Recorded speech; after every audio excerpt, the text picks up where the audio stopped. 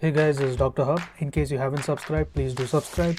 This is a concise, well-crafted summary and it highlights only the important keywords. Acromegaly. In acromegaly, there is an increase in the growth hormone. So increase in the growth hormone, and there is an increased growth of the bones and the soft tissues. Next is there's overgrowth of the distal phalanx, phalanx, and also the spade phalanx. There's increased heel pad thickness,